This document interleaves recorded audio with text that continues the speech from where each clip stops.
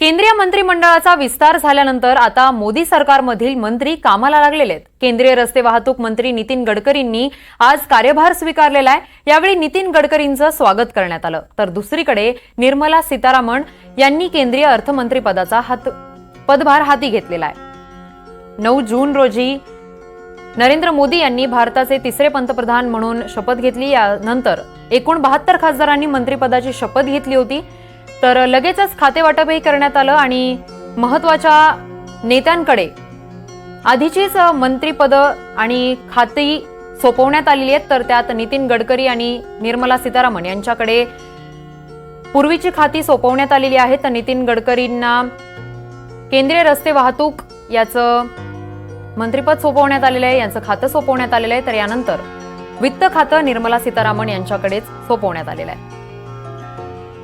तर या दोन्ही नेत्यांनी आज आपल्या कामाचा पदभार स्वीकारलेला आहे।